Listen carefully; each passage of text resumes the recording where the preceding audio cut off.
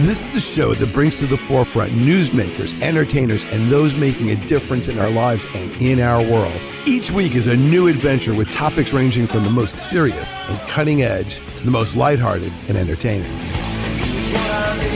This is Taking Care of Business with Richard Solomon. This is Richard Solomon for Taking Care of Business. This is a special edition as we are all engaged in battling the coronavirus. This is a co-production of WCWP, of course, Taking Care of Business, North Shore Child and Family Guidance Center, and the Nassau County Bar Association. My very special guest is Elissa J. Smilowitz, who is a licensed professional social worker in Nassau County. That's the heart of our WCWP community.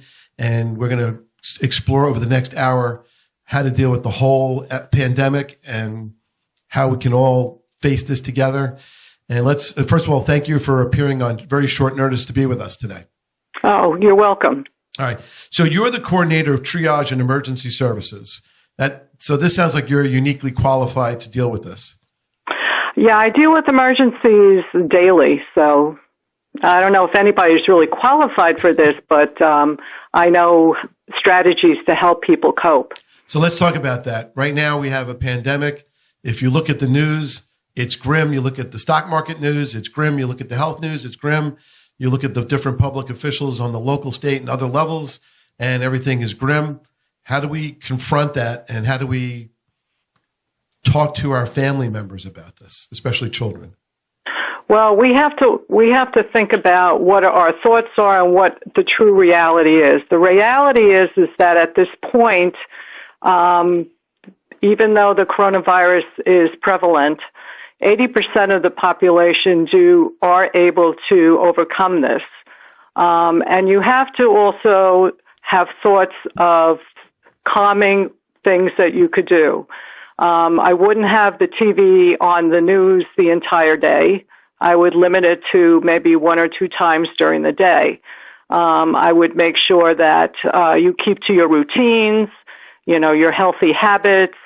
Finding exercise is very calming. So is, even just cleaning out your closet, doing something where you feel in control. Because right now, with the coronavirus, we don't have a lot of control. So things that we can do in the house, things that we can do in regards to talking to our family members, FaceTime, can really help decrease some of the anxiety that we're feeling. Now, before we started the show, we had a little pre-production talk, and you said that one of the things to do is to sort of identify what you're feeling and validate it. Could we talk about that?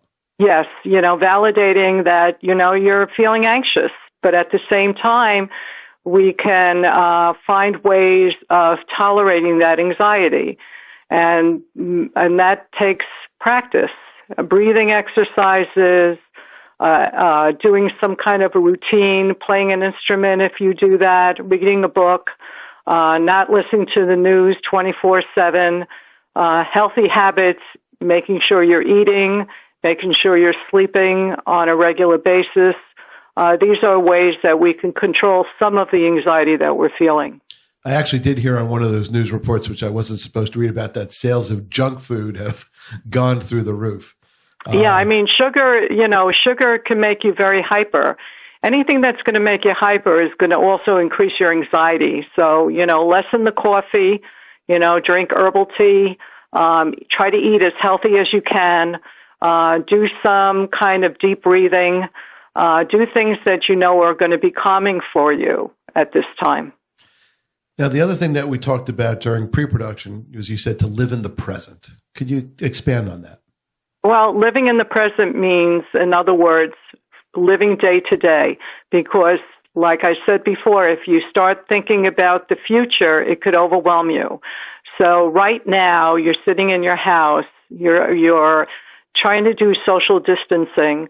So do things that are going to make you feel like you have some control. In other words, organizing a closet, doing exercise, talking to people about other things besides the coronavirus. We have to find ways of self-soothing. That's very, very important at this time. Now, I went out earlier today and I went to the grocery store. And of course, you see every employee is wearing a mask and gloves. Every patron is wearing a mask and gloves. And it becomes a little, and when you go outside, there's very few people actually engaged in any activity in the outdoors. Now, I know sometimes weather plays a factor, but it's unusually quiet. Even in quieter places like Nassau County, for example, we don't see anybody. How do people adjust to that reality, especially the reality of social distancing? I think it's very difficult. I think we have to remind ourselves that this is a temporary situation, that we're doing it for the health and the benefit of ourselves and also the people around us. Recognizing that this is not always going to be, and recognizing that that temporary piece is going to help in a way of you being able to tolerate that. And just reminding yourselves that you're doing this to stay healthy. But one of my questions sort of that comes out of that is, we don't really know with any certainty when it's really going to be over. Usually, well, for example, we said that certain people announce publicly, all right, these kinds of institutions are closed until this date. And then other institutions are closed at least until that date. And then we have some things are closed indefinitely.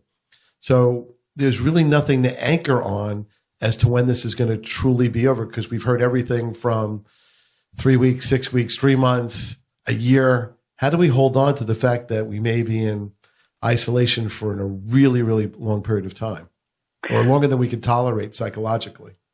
I think you're right. I think that there's a lot of unknowns right now. So we have to work through that and recognize that it is a lot of unknowns, and it's okay.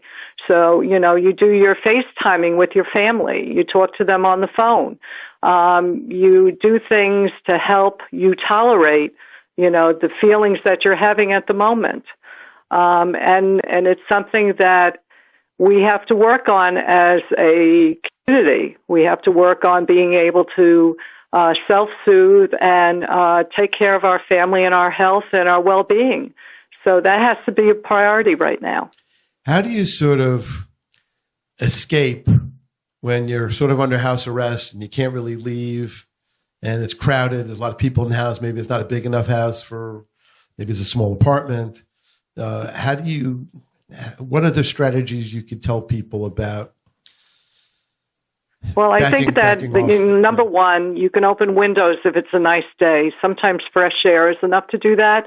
Unfortunately, the weather is not being very nice to us today, but usually even taking a walk, nature is very calming and very soothing. So if people could just take a walk in the park or around their block, that usually helps with the feelings and the emotions that we're struggling with right now.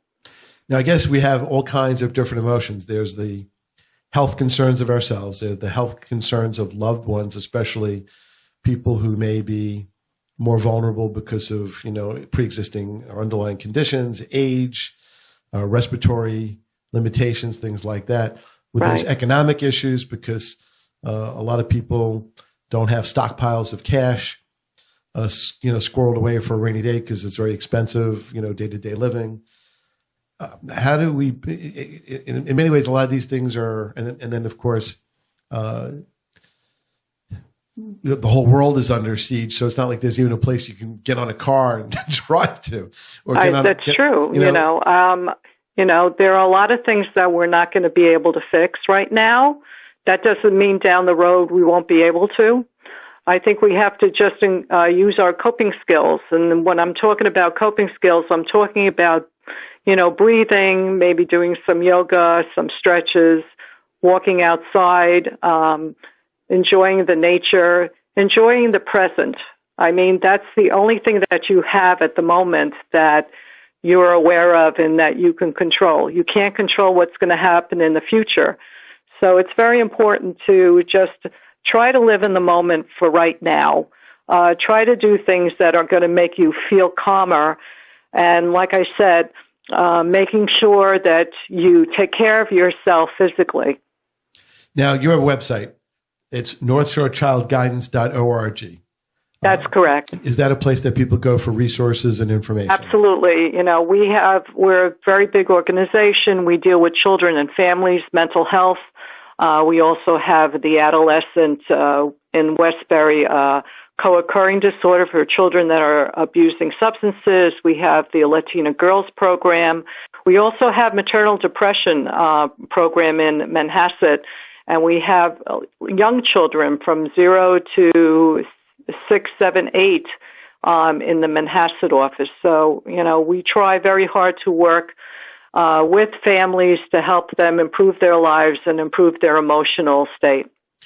Now, I assume that there are probably people out there who have other things, like maybe addictions to, say, gambling or substances. Does this crisis exacerbate that much, much worse? And do people need resources more than ever at this point? I think that, if you're trying to we call that self-medicating. If your anxiety is really high and you're drinking too much or you're doing things that could be very toxic to you, it can happen during times of stress. And the main thing is to recognize it and get the help that you need. We do have the co-occurring clinic for children and adolescents and young adults. And we also work with young adults in our Roslyn location also. But these are very trying times, so we have to, be cognizant of, where our weaknesses are and where our strengths are, and to recognize, to use your coping skills when you're feeling overwhelmed. Now, I assume in the use of social media, it's sort of a two-edged sword. Because in one way, it actually will allow us to be connected when we're really disconnected at this point. But on the other hand, it's also the harbinger of all kinds of updates and news that's sort of constantly negative. If you see the stock market going down and down and down and down, and you see the numbers of patients going up, and the number of, if you look at the CDC and some other, I think there's a website that has the tracking of it worldwide.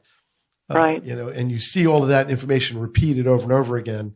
It's like you do need the social media to do your online learning, which apparently is a new reality, to do meetings and things like that, which businesses really need to do right now to continue on. And I'm sure you're going to probably do more phone and internet things with your patients. But Absolutely. How do you put the wall between sort of the use of the social media for its good and beneficial stuff while sort of steering away from all the content that could make you very sad about what the prospects are? Well, this is where people have to learn to shut it off. You listen for a moment, but you don't have to listen to it all day. Because if you do listen to it all day, it is going to increase your anxiety. You have to tolerate some of it, but then you don't have to listen to it over and over and over again 24/7. So people have to, you can go like twice or 2 times and get the updates, but then after that, you have to do things that are going to help you in regards to your anxiety and your emotions. And that's equally as important as the news. So it's sometimes you just have to shut it off and take deep breaths, get outside, listen to music, read a good book. You have to have that part of you where you're able to disconnect a little bit so you can keep yourself in a better place. Now, one thing that my personal observation is, and I guess I'm going to defer to you as an expert, is it's probably better not to watch, all this news maybe 3 hours or so before going to sleep, because you kind of need to go to bed with more of a clear mind, I assume. Yeah, I mean, definitely, even for people, even when we didn't have this coronavirus, people that had high stress jobs, you need to be able to wind down. You need to be able to just sit and be. Meditation is very, very good, especially before you go to bed, or reading a nice boring book. Doing things that are going to be calming is going to help you tolerate what's going on at this time in our lives. Again, let's just get that website out there, northshorechildguidance.org. Yes. And there's, when you go to the website, where there's emails and resources and things like that for people to draw upon? Yes, there's multiple sites. There's a blog on working with your child. You're going to see our different services that are available. You'll have our contact number, which right now is 516-626-1971. However, we are using our virtual media right now. Of course, our agency is now closed, but we are always available. So if you reach out on our internet access, or if you leave a message, we will get back to you. All We're right. still working here. Well, a lot of people are adjusting to a new reality of sort of working all online and having things delivered online and meeting online and learning online. And I see all kinds of new approaches because we need to be creative during these very troubling times. We only have 2 minutes left in this particular section. Okay. But how do you keep a routine going when, you wake up and you wear sort of, I think there was a joke where someone said, well, I wake up and I change my night pajamas into my day pajamas and go about my right. day. Yes. And then one guy, as a joke, put on a tie over his pajamas. So I'm going to work. To work. It's very important to try to keep the routines. You just got to force yourself. I think it's very important that you get dressed, do your, brush your hair. You're going to feel better if you're not in your pajamas all day. It does help the mood. So I would strongly suggest getting up at your usual time, getting dressed, having a good breakfast, and then go on with your day. Try to have a routine. That's the best way of helping you tolerate what's going on in this day. Well, for people like myself, I'm a dedicated radio person, so being able to do a show like this for the general community and having an expert like yourself really is important to me, because I actually feel like we're actually helping the various people listening out there, which is important. So I do thank you for Absolutely. that. It's very important. We all have to take care of ourselves right now. All right. So this is Richard Solomon. I have Elissa J. Smilowitz with me, and I couldn't have asked for a better guest at this challenging moment. Please keep it tuned in right here. We'll be right back.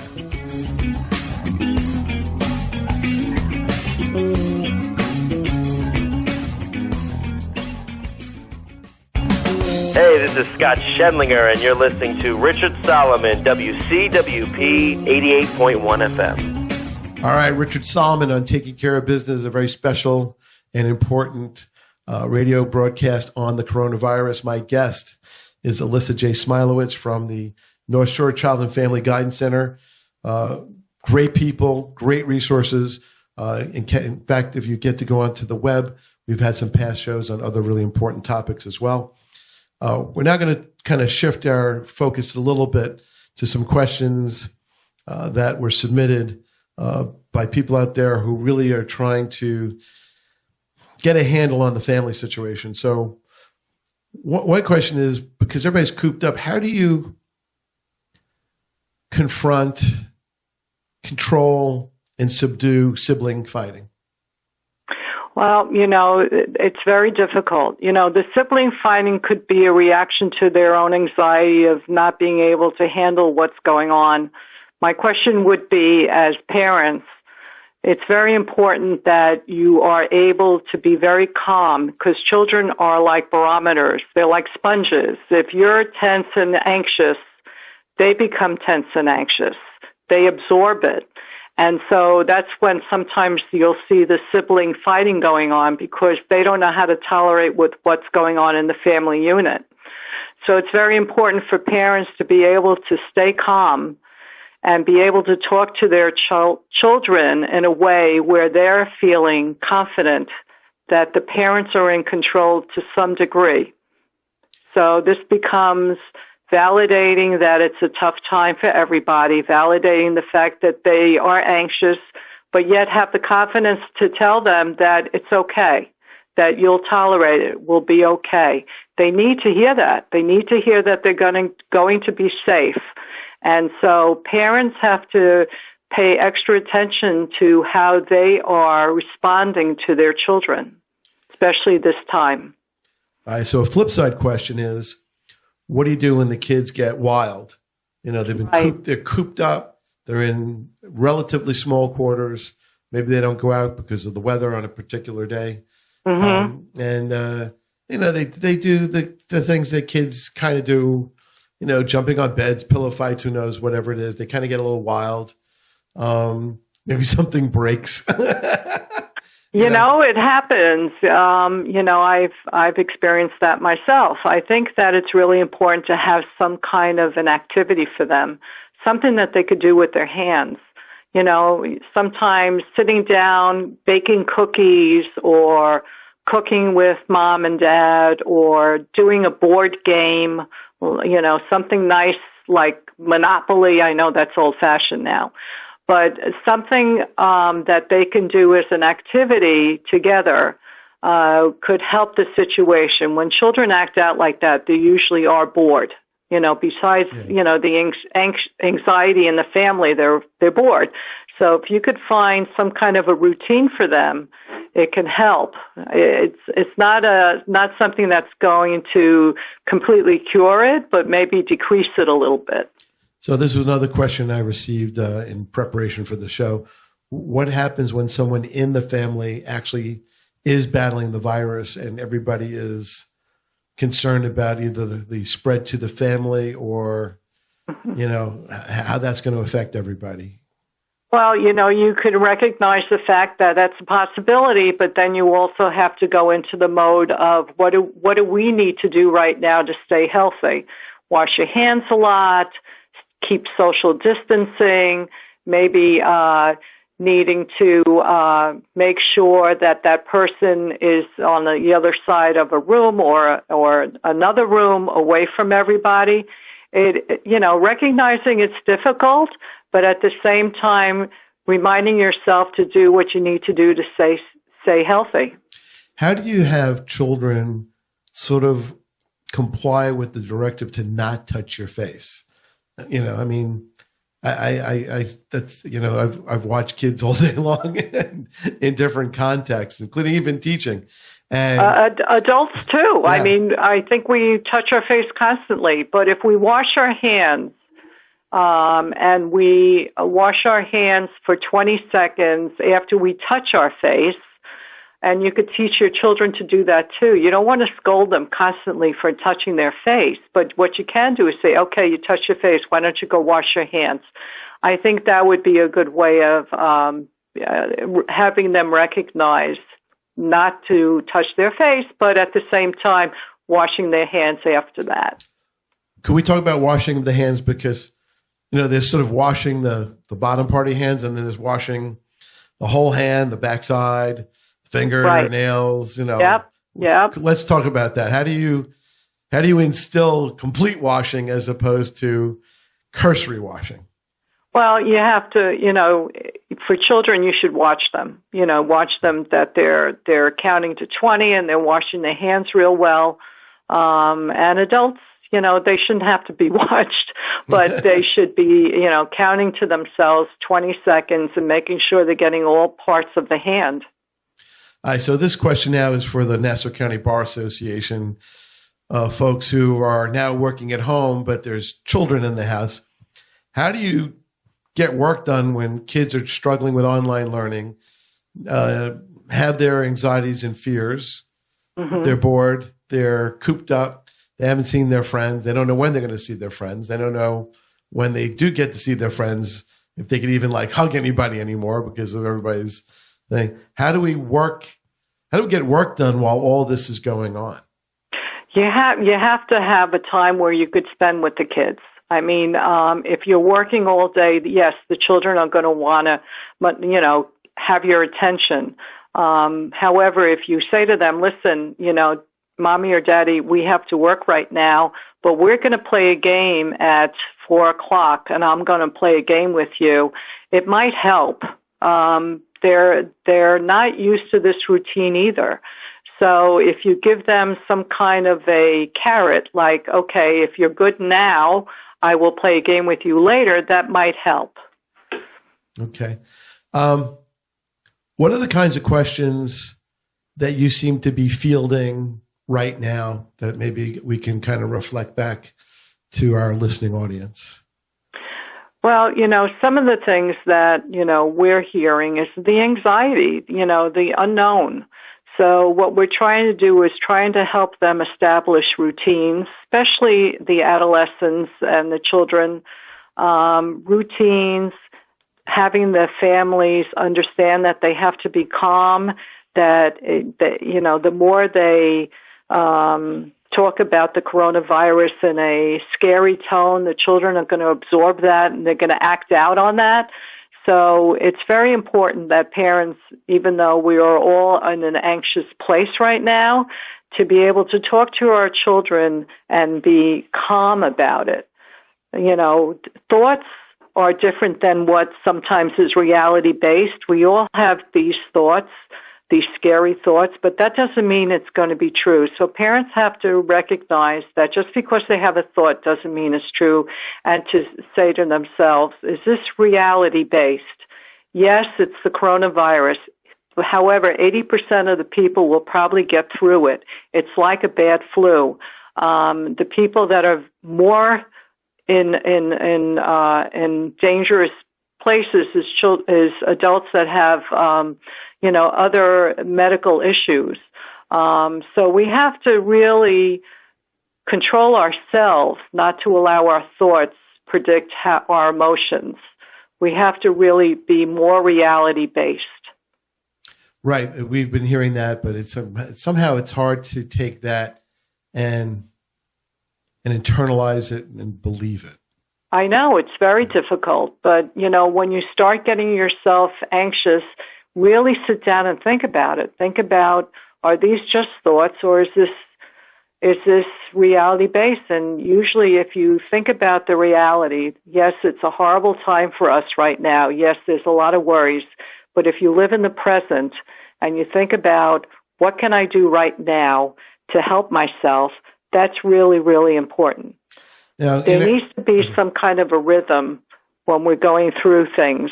We need a sense of predictability. That's why routines become very, very important.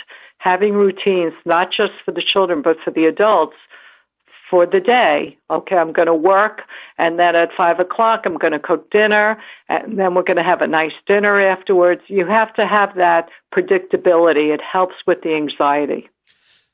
There are a number of people out there amongst us who survived the Great Depression, World War II, right, or the children of people who survived all the horrors of World War II.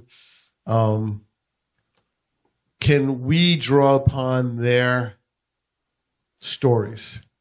I think we can. I think we also, in New York, we had 9/11, talking about feeling unsafe, feeling that anxiety.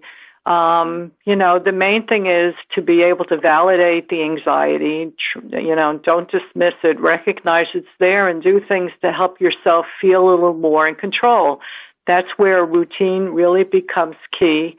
And also, like I said, thinking about what is reality-based and what are just thoughts.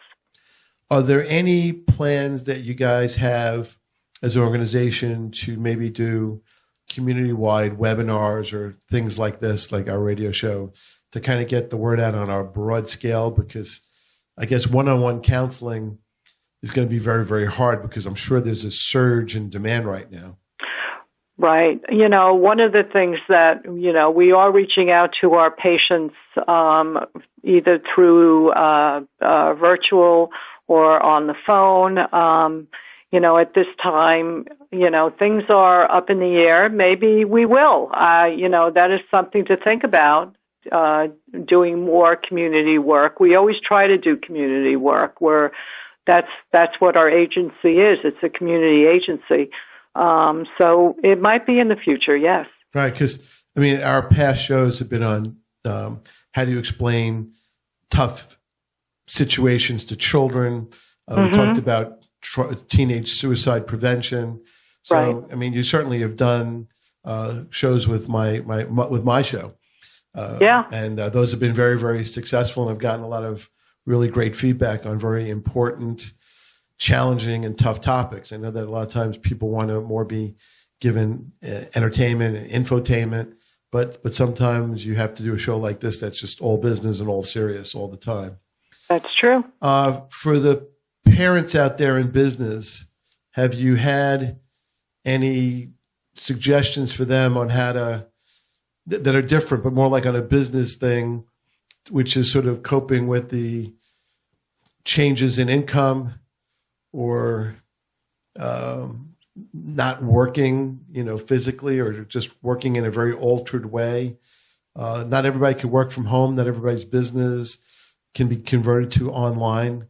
Let's talk to all those people. So if we can move away and go more into the business sphere. I know some of the strategies will be the same, but are there any different or supplemental strategies for people in business, whether they're employees or employers, things like that? Unfortunately, it's true. There's a lot of people that are, businesses that are closed, and that, income is an issue. That unfortunately is something that hopefully will change. But at the moment, like I said, just being in the present at the moment, and hopefully things will change. But we really, that's something that we don't know about yet. So my suggestion would be the same. It would be, have a routine, have a sense of predictability, do things that are going to make you feel better, and try not to watch the news 24/7. That is not going to help your situation. Do people watch the news because they feel so out of control that it makes them feel like they're a little bit maybe more in control, even though it makes them feel worse in the end? I think that's part of it. I think people are afraid that they're going to miss something, but at the same time, recognize how it's impacting you. Recognize your anxiety level. I know that if a lot of people have on the news constantly, it's going to impact you emotionally. So limiting that can help decrease. Also, not as much coffee, not as much caffeine. You want to do things to take care of yourself in this moment of stress, especially, with the coronavirus. You got to stay strong. You want to, your immune system, you want to make sure that, your immune system is strong. So we have to really take care of ourselves in that way. I guess one recommendation is for people to go out there and start really looking up the things that help build a good immune system or help sustain it. We don't give medical or nutrition advice on the show ever. I'm not a nutritionist, but I do know that stress and anxiety can lower your immune system. So, if you need to look up things that can strengthen your immune system. At least you're doing something proactive. Listening to the news is not going to change anything. It's not going to change what's happening. But if you do something where you can feel like you're being proactive, that might help you feel better. Okay. Now, one past guest on the show was Dr. Michael Greger, Greger, and he wrote a very great book called How Not to Die. And it's on YouTube and it's on various platforms. And I did a very thorough interview with him a number of years ago. So if you look up that particular show, I'll leave a link somewhere. He actually has a book and a strategy about improving your overall health through, better eating and lifestyle changes. So maybe that could be a good resource from a medical professional about some of those topics. Absolutely. So let's go. We only have like 2 minutes because these segments go very fast, especially with all this ground to cover. Mm-hmm. Child about 4 or 5 years old says things like, are we going to be okay? Are we all going to die? They're all upset. I got one of those kind of questions. How do parents, and we may not have enough time to field the whole question's answer, so maybe we'll start here and then we'll take it over the break. But let's say a child says, "Are we all going to die?" and they mean it seriously. They kind of see things about death tolls and the 20%, because remember, 80 is good if you're in the 80, but if you're in the 20, that's not promising. This is true. So how do you address authentically to a child that question? And then maybe what we'll do is I'll leave that question open, and I'm going to give the Continuing Legal Education Code right now, and then we'll pick it up. So for the people who are members of the Nassau County Bar Association and are taking this particular class for credit, the CLE code is M323NCCV. That's M323NCCV. I'll say it one more time. M323NCCV. All right, this is Richard Solomon. We're going to pick up that question on the other side of this break. Thank you for listening. Stay safe and healthy. Please stay tuned.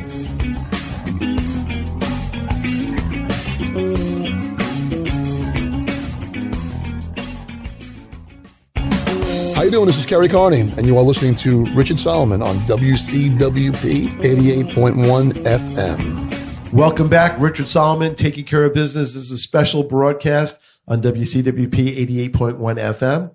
My guest is Elissa J. Smilowitz, who is the coordinator of triage and emergency services at North Shore Child and Family Guidance Center right here in Nassau County. They do amazing work, and they're great, great people, and they've been on the show before.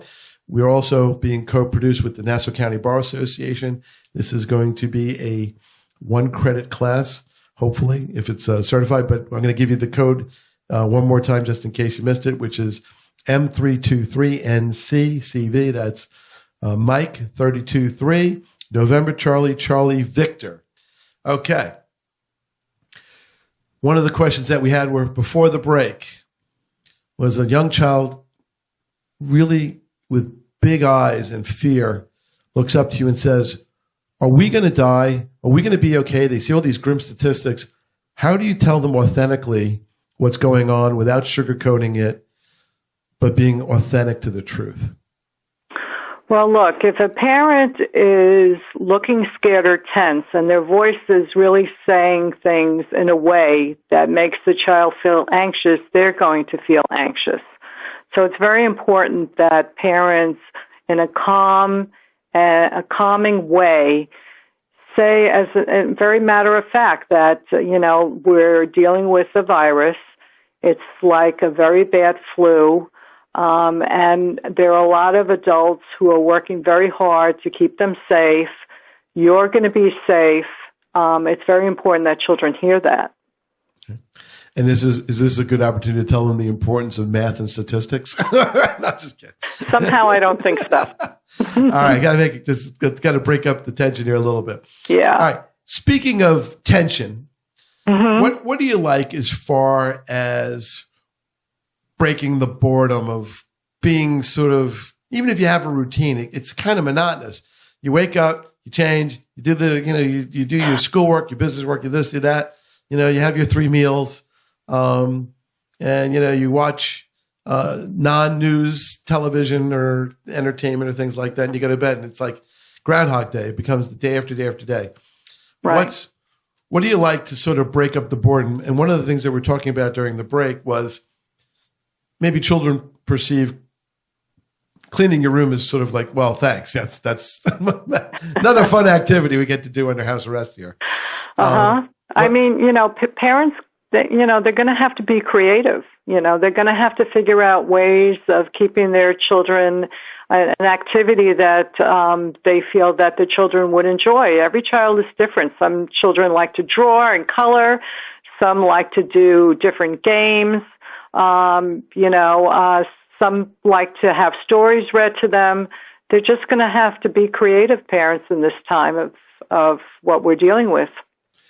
Is this the time for people to start writing the great American novel? The new website. Is this time to start maybe doing those things that have been in the dustbin that never got a chance to break out? Well, you know what? Breaking up the routine would be okay. I mean, some people have something that they want to do in their house. They want to paint a room, or, if they want to get something accomplished and then on a nice day take a walk outside. You do have to break up the routine, but it has to be something that it's going to make you feel good about it.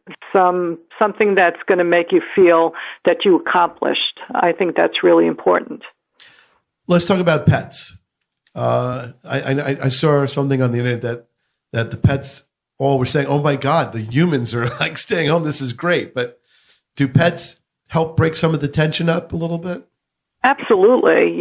Playing with your dog in the backyard, not today because it's raining, but, or taking them for a walk, they could be very soothing. There's such a thing called pet therapy. It's because animals are very soothing to adults in a lot of ways.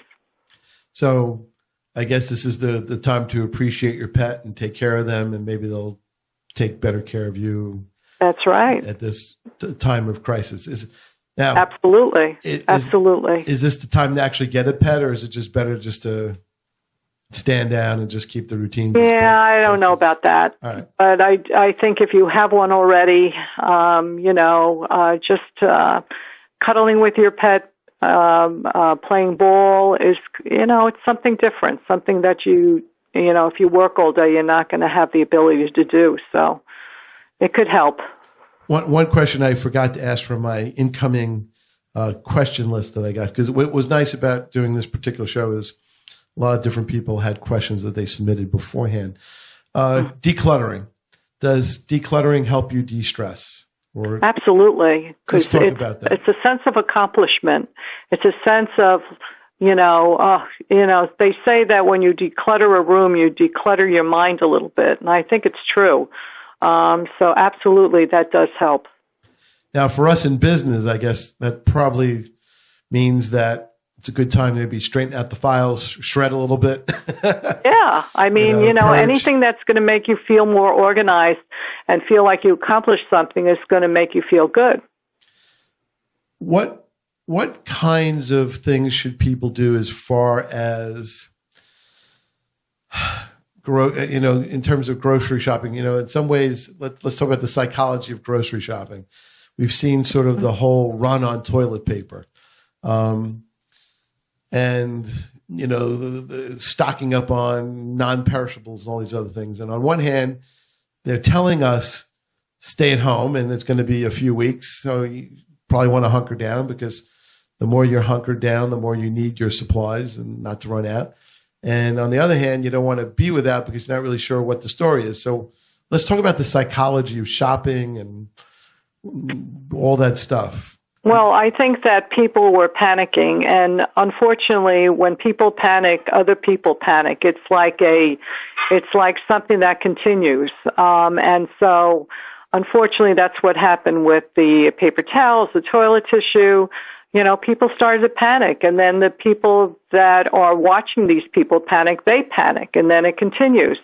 The grocery stores are going to be open, and we've been told that they're going to be stocked. I'm going to take, my belief is that is true, that, we should do our shopping just like we always do. I'm going to take that at face value. So, that's all I could say about that. So in terms of shopping, I'll freely admit this. I've been going out with a hat, glasses, mask, rubber gloves, trying to go in for pinpointed missions. Yeah. Getting out as fast as possible. Yeah, if you have to, you have to. Right, but you could do online too, but sometimes just getting out and doing something physical instead of just ordering on the internet could help you feel a little bit better. But you have to be safe about it. Whatever you feel you need to do to keep yourself safe, that's what you do. Right, but do you have any recommendations just in general about the psychology of shopping? Is it better maybe to go in the morning, or is it better to go in the afternoon, or Or is something I really don't know. I think that everybody's going to figure out their own method. I do know that some stores are opening up earlier for seniors because they're more at risk. Other than that, I think you just have to, try to do what you need to do to make yourself feel better. Right.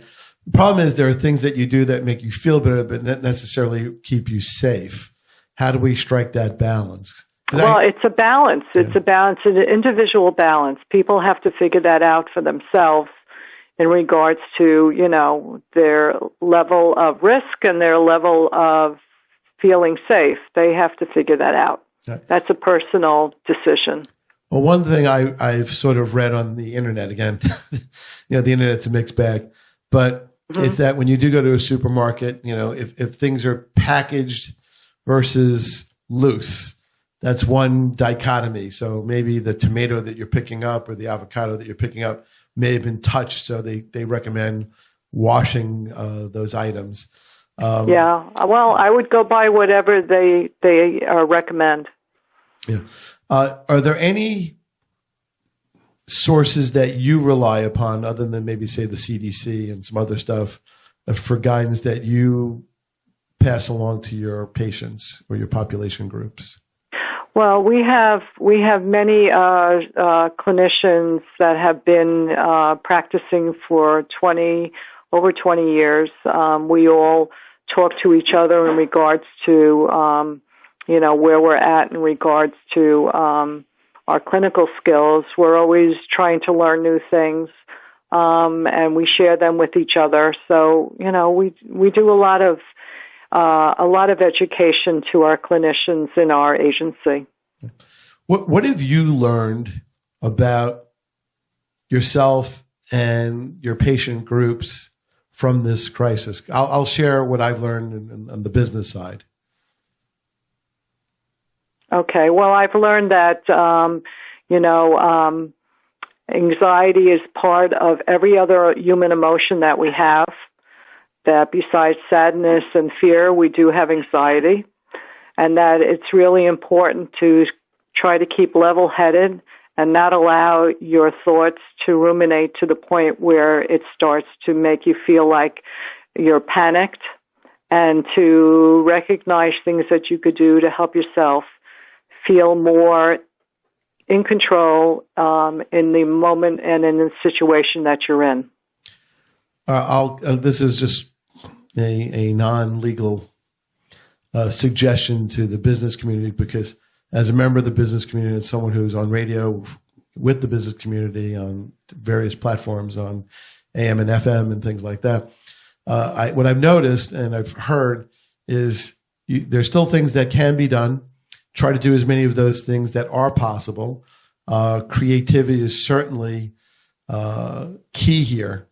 We're going to have to just do things differently. We're going to have to do things more remotely. We're going to have to do things more, maybe payments are going to be more by credit card than check. Maybe the way we have meetings are going to have to be more like net meetings. But we still, one of the things that we have to do is use our ingenuity. We've invented all kinds of great things, and necessity really is the mother of invention. And I think that's going to be paramount to the business community, and especially to the legal community, which I think is struggling because right now the legal community, the courts are closed. Right now, at least, right now the courts are like really closed, except for very limited purposes. And people are going to have to figure out a way to get a lot of work done now, so that when things do open up, we don't have the avalanche. Because one of the things that I'm worried about is there's going to be all this pent up demand to get all this stuff done that was all pushed into the future. And one day that future is going to happen, and then it's going to be like an avalanche of things to make up for all the things that were kept in abeyance. And I think that one way to sort of avoid the avalanche is to do as much as you can, even though we're working with lots of limitations. So that's just my perspective. I think it's a good perspective. To any extent, do the business people who are the parents of your patients, do they have resources as business people in your organization? Or is it really more family centric, which is we'll take care of your family and, the business you'll have to, go to other experts? Yeah, we're more family centric. We certainly deal with parents that are struggling and trying to help them in regards to learn how to tolerate what's going on, validating the struggles that they're dealing with right now. But, we're really more family oriented. So speaking of the family, how do we deal with the issues of, we see weddings of only, 4 or 5 people, in totality.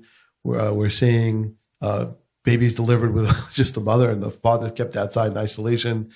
Graduations may not actually proceed with commencement ceremonies. How do we deal with all this disappointment and loss? First, as it is on the horizon, and second, as it happens. Now, I know these are ifs, but I want to have this out there just in case. We only have 3 minutes left.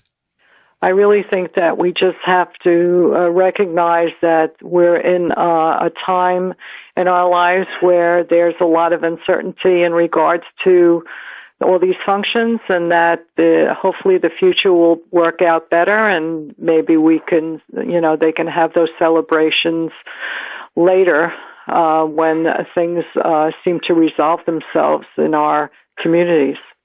Well, I certainly look forward to the day when we could do a radio show called Now That the Dust Is Settled, Let's Get Back to Work, and we can kind of deal with the psychology of being overworked and having to overcome all the issues that we are dealing with right now. Again, I agree. Again, northshorechildguidance.org. My guest, with great thanks, is Elissa Smilowitz, who's been on the show before, and I can't thank her enough for taking time out from being in the trenches and helping people to be with us and to help our radio family and community. Any other resources or websites that you want to, phone numbers, or just go to northshorechildguidance.org? I would just go to northshorechildguidance.org. There's a lot of references. There's a lot of blogs that we have on dealing with family situations, and I just wish everybody to stay safe and use your healthy habits. All right. And with that, I will thank you immensely for all your time today and for the really hard work that you're doing. Also, we do need to recognize that right outside the front line are medical people, healthcare professionals, social workers. They're doing incredible work, and all the scientists that are working on this, all the blood lab technicians. There's an army of people out there who are working in this battle, and I would at least like to recognize their heroic efforts, because our ability to really combat this depends on them. So for all those people who did drink the coffee and stay up all night to study to pass all the exams and get licensed to do what you're doing right now, thank you. And for all those absolutely. Thank you. And for all the people like Elissa out there who are giving their time, like right now, thank you, because where would we be without the healthcare professionals and the mental healthcare professionals to help us through this very, very stressful time? So thank you again, and I look forward to actually seeing you in person. All right. Yes. Maybe socially distant, but at least I look forward to seeing you soon.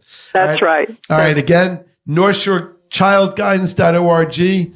For all those out there, thank you for listening. Stay safe. Follow great safety protocols. We'll see you as soon as we can. Have a great day and stay safe.